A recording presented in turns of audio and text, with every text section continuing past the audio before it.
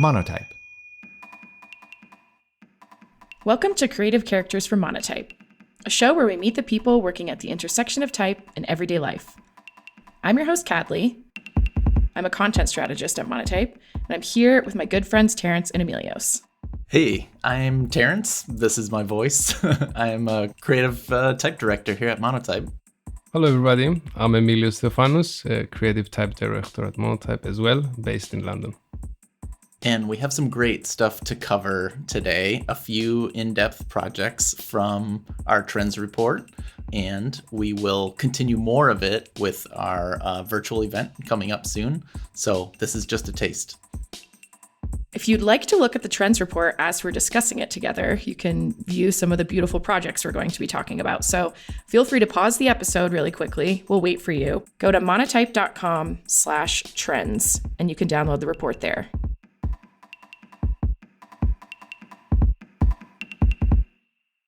So to take a step back, I guess, what is the Monotype Type Trends Report? It's a report that we do on typographic trends. I think this is only the third year, maybe. It started as a private presentation that we did for an ad agency, and then we started just publishing it publicly, and it was such a big hit that we kept doing it. And one of the most important things I should say right now, actually, is that this is not our work. They're actually just projects from ad agencies and designers across the world. And this is our educational piece. It's really just a celebration of good typography, so not our projects. And I think this was also part of the initial goals that we set up, not to focus only, the big agencies that everybody might know, which of course they do an amazing job, but also try to find individuals either from social media or cultures that are not very often represented, and go around and basically try and take an aroma of what is happening around the globe. Yeah, that is to say, I guess, that it's a little bit Western focused, and that's just what we see most often. But I think, like we describe in the introduction and the document in particular, is that it's a snapshot of this river of design that's just flowing full speed in front of us. The internet is democratic in that way, and that anyone, anywhere can be heard and can be seen. What was your process like just gathering all of these examples of great type? It was a little bit of a scattershot. Right. So we look at a number of websites in particular, like other design blogs. You might find, an ad agency that has a certain project or something. And then when you look at their Instagram account, you find their other projects. And so that's kind of where some of the gold lives. But it really came from different places. I mean, one of my favorites was food packaging. There's more than one kombucha example. I apologize. Yeah, the kombucha branding is really fire this year. I know, right? This has been a very nice treasure hunt. And I really enjoyed going to an agency and then finding individual credits, especially for designers that we might not be aware of, and then going into their personal profiles and going down to see what they've been working on. So I know, you took all of this stuff that you were seeing, whether it was out in the world, on blogs, on social media, and how would you go about distilling it down into 10 trends? This is the hardest part. But basically, we started a spreadsheet, and then we would paste in little thumbnail images. So we have this stream of hundreds of projects in this spreadsheet. And then we use these little thumbnails to kind of make mood boards, essentially, to look for patterns and kind of move things around, and then try to find the strongest ones. Yeah, let's get into the trends. Terrance, so we have superhero this year. Can you tell us what superhero is as a trend?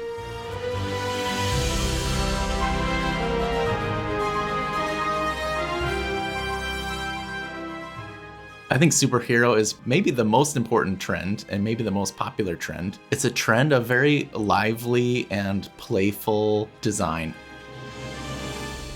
The typography is usually outlined, shadowed. It can be skewed, so it looks like it's blasting out of a megaphone. There's exclamation points. There's a lot of bouncing stuff. It's very active and loud on purpose. And it's also paired with really intense color palettes like yellow and magenta and cyan, and just very bright and kind of explosive layouts, almost like a comic book aesthetic. If you think about like a bam or pow kind of 60s Batman, that's kind of what the superhero trend is.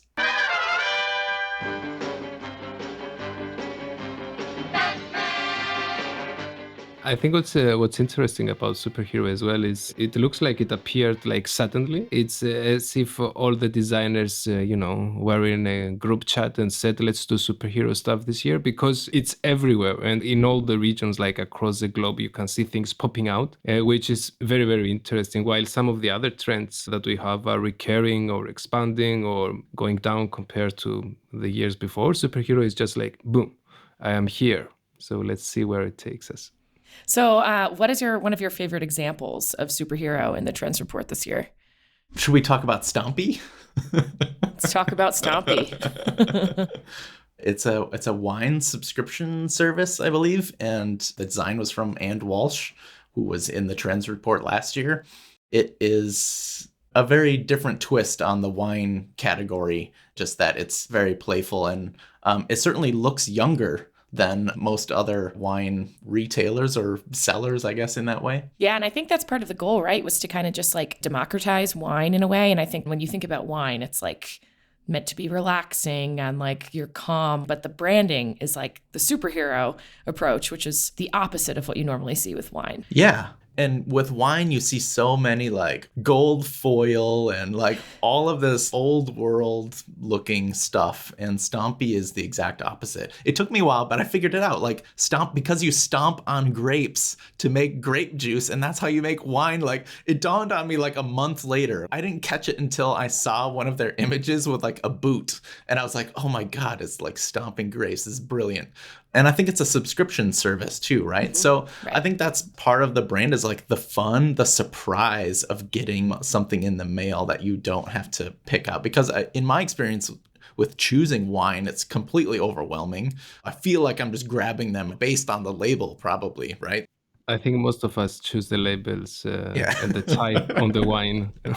But maybe it's also a different demographic. So, for example, superhero can be something that's extremely fun, as we mentioned, and colorful, something that can be for younger people, in contrast to my mother choosing a wine or me choosing a wine. Yeah. And then, we have Forward Majority, which is a political action committee. And I think the design was by the agency Order in Brooklyn.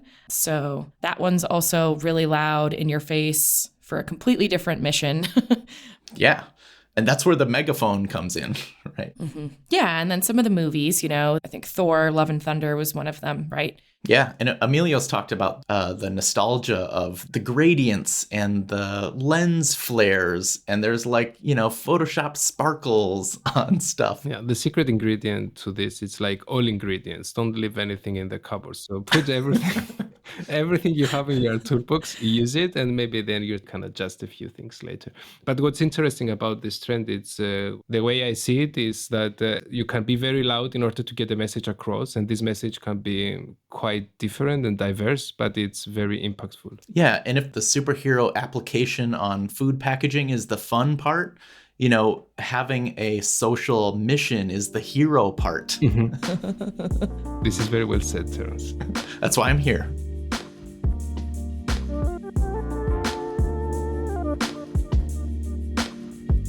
So on the other end of the superhero spectrum, there is a trend called super sober. So what's going on with super sober?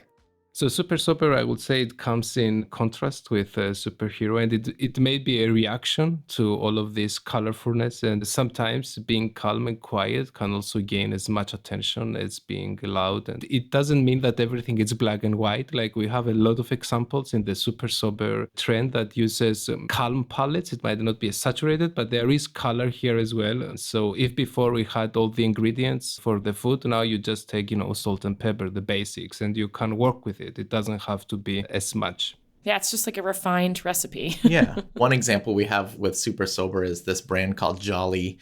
And they have very nice, kind of simple designs for their furniture. And the color palette is really muted and natural. And there's kind of this like letting the natural beauty of that piece of furniture and its materials just speak for it. And then the logo is really geometric. It looks like a plate with utensils next to it with a JOLI. They really just kind of like let the emotion sit with the furniture rather than the type, and sort of imagining yourself and your family with this furniture. We talk a lot about how typography can act as a frame around another piece of artwork, and that sometimes the structure of typography is the art museum. It is a framework for something more splashy to live and exist. And I think that's what Jolly does well in this particular example. Enchanté.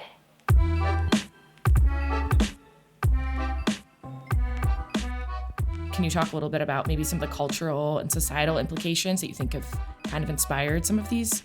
I think matchmaker it's one of the trends that really takes into consideration cultural sensitivities. And matchmaker trend is when you, the typographer or the designer, become the matchmaker. So instead of choosing just one font, you choose 2 or 3 because you love all of them. So you try to mix them and match them to make something that's impactful. So the idea is that we can have things that are more diverse, things that are inclusive, we can have variety, and we can have a much more character into our typographic lives. Usually you would think that this wouldn't work using 20 different typefaces to write a title, but if chosen carefully and with a bit of restriction, I'm gonna say it is important to at least look cohesive. So you have all these different parameters, but at the end you would like something that people can still read it. Yeah, and that's the way to not make it look like a ransom note. Make sure that the letters are about the same size. Keep the colors under control. 2 examples of how this kind of works. One of them was for the config conference for Figma and the base identity, which is a media company. So both of those things want to show the variety and excitement and diversity of kind of mashing all of these different ideas together into kind of one cohesive experience.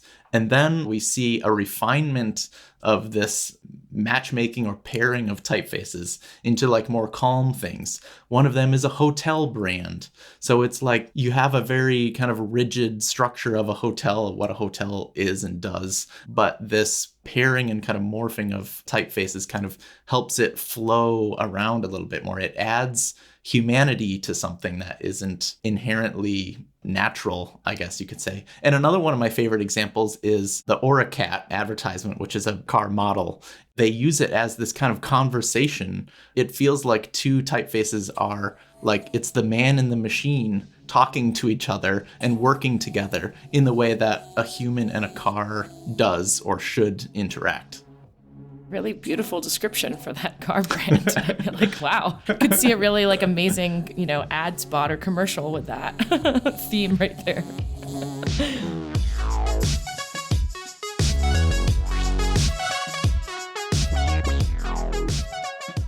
So something that we're all obviously talking and thinking about all day, every day, seemingly, is AI. How is it going to impact our jobs, our lives?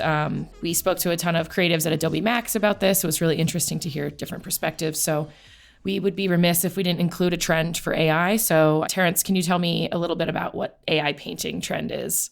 Yeah, we called it AI painting because I think often the generative AI output looks like paintings. They're kind of smudgy and weird and like abstracted in ways that are kind of unusual. That's what it is now. It will probably be better later. But I think there is a lot of anxiety about AI in the creative fields. We always thought that AI is a nice tool, but it will never write good poems or it will never paint good images. And that's not true. I'm not impressed yet. Like I said, there's a lot of smudgy, awkward stuff. It's kind of grungy in the way that like 90s grunge typefaces were, just really distorted and messed up on purpose. So it's successful in that particular slice of typographic expression. So we have AI painting as a trend, even though we don't have a lot of commercial applications of it. The things that we were able to find with AI and type in particular is either artistic or scientific focused, people experimenting with it, but it's not like, oh, here's a campaign that Coca-Cola made with AI typography. It's not at that point yet. I wouldn't be surprised if we see it this year. It's amazing how much it evolved last year. It's like watching a kid grown and, instead of waiting 5 years for it to like start writing, it happens like in a day. Yes. And it's almost scary. But on the other hand, I'm almost like super excited from it. I think the magic word here is yet, because I think in the next couple of years, things will be like completely different. Maybe it cannot make a text typeface today, but who knows what will happen. But we shouldn't be afraid, I think, yet. So how has putting together this trends report and, looking through all of this amazing work impacted each of you as designers? I think that it was out of my comfort zone is probably the best way I could put it. And forcing myself to be in the zone of trends, which is not really my usual place to be. And then I would also say that it is a reminder of lifelong learning. Even things like AI, where there will be massive disruptions and I will need to continue to learn new tools and new methods and new processes and new ways of working with the world in front of me. I would agree with Terrance that this was not an easy task, but it has been really rewarding. This was also an opportunity to see what other people do and what designers do and how people are using type. It's been also, quite fun to do it. What is your advice to other designers and creatives out there? What should they do with this report and the trends that they see? I would say take what you will. If it's entertainment value, then so would be it, like a superhero movie or something. If you have some profound moment of clarity, then all the better. Like any good piece of artwork, I think if it makes you think about it the next day, it is successful. So take what you will. Yeah, it's a visual snapshot of what is happening today. The idea is that you take it, maybe connect with the people, with the projects you like. I don't know, make new friends. For me, again, it has been really nice learning about agencies and designers across the globe and what they are doing.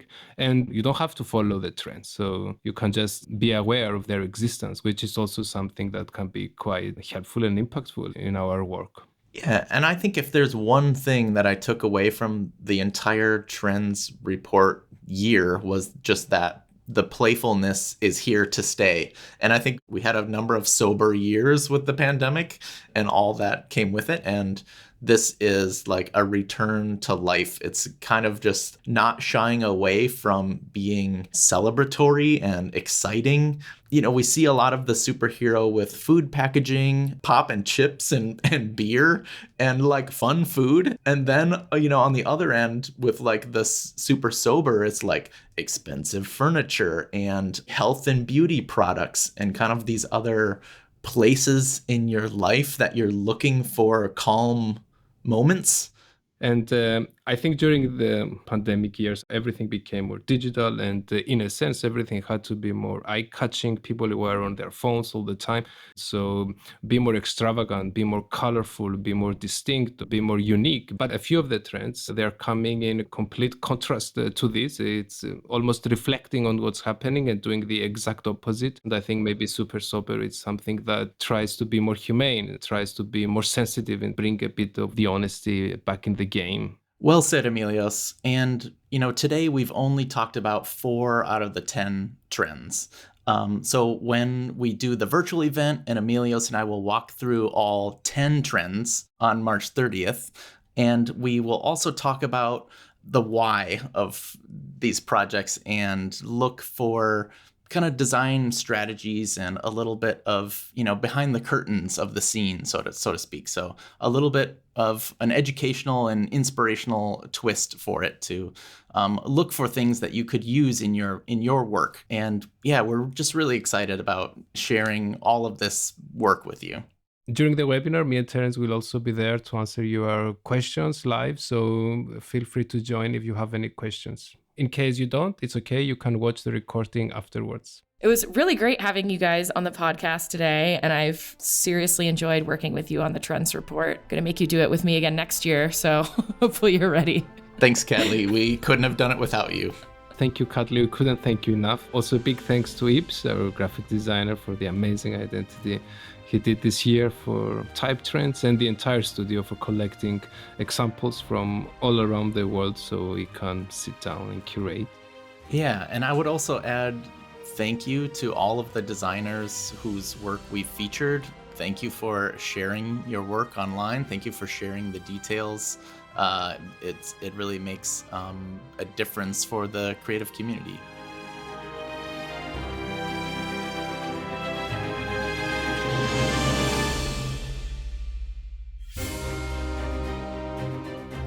Thanks for listening. As mentioned, Terrance and Emilios are hosting the virtual event for Type Trends on Thursday, March 30th. Learn more and sign up at monotype.com/trends.